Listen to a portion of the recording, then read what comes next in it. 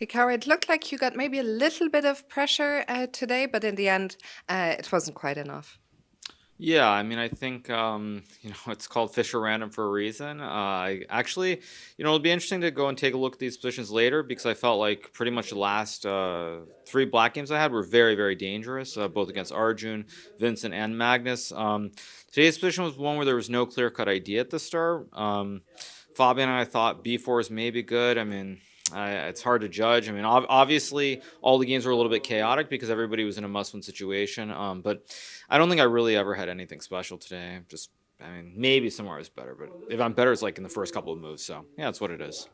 Do you think in the end the final match hinged on the final blunder yesterday? And also, maybe can you tell us what went through your mind when you played Bishop A2?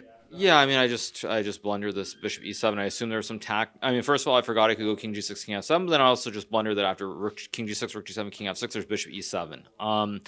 So that's what I missed. But regardless, I still, of course, should have taken the pawn. So yeah, it's a little bit disappointing. But I think for me, it's not so much about the blunder. It's the fact that earlier in the game, I misevaluated the position. I mean, it's kind of ironic. There were two games here where I badly misevaluated the positions. The first one was in the tiebreaker, or not tiebreaker, sorry, the qualifier against Vincent, where I thought I was better and I was actually worse the whole game. And then yesterday I thought I was better and I was actually worse. So kind of it's more about the flow where I thought I was better. And then once I allowed this knight e4, knight f6, I was just very unhappy with myself. So it's more about, I think, being objective than actually the moves itself, even though I still should have found rook takes h2. It's much more about how I evaluate it, because when you think you're better and then you go from better to, or thinking you're better to being worse, it's very hard to kind of adjust. So it's more, I think, on the psychological end than like the moves themselves for the last like 10 moves. It's disappointing, of course, to lose the final, but you still finish in second place. How do you reflect on the tournament overall? Yeah, I mean, I think there's some people who thought I was bashing FIDE when I spoke during the American Cup a couple of weeks ago. But looking at all my results, honestly, I wouldn't have it any other way, mainly because freestyle finishing second is very acceptable. Before the tournament, if you told me I'd finish second, I'd be happy. But also every other tournament I played, like the American Cup, I've done well. And actually, the reason that I would say I'm happy with the sort of the results themselves is because I got 8 classical games in the American Cup, so I at least have some backdoor outs, to use a poker term, towards getting to the candidates. For example, say I had lost to Misha or something, gotten 2 classical games, lose 5 rating points, and then I had 1 here, that would be a disaster in my book. So I always try to look at things or try to be positive, and I mean, it's good, so I'm happy.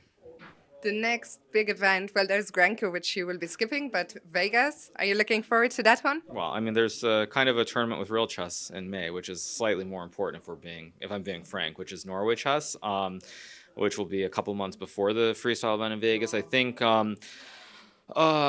yeah, I'm looking forward to that one specifically because that will determine a lot as far as what my schedule looks like for the rest of the year. I think if I play well in Norway chess, or let's just say I maintain a 10 to 15 point cushion over Gukesh, then I'm going to make a real push to try and qualify for the candidates. If I don't, I'll just play the World Cup, and the chips will fall where they may. So that's actually for me really, really important. That will dictate everything that happens the rest of the year.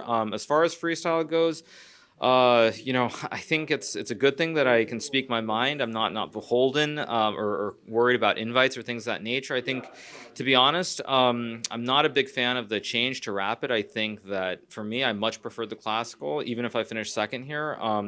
I thought that it's a lot of fun to use your time and figure it out. Trying to play a rapid game is going to be really brutal, and I mean, I'd be surprised if I do as well based off of the change of the format. So I'm not actually that optimistic about the next event, but who knows how it will go.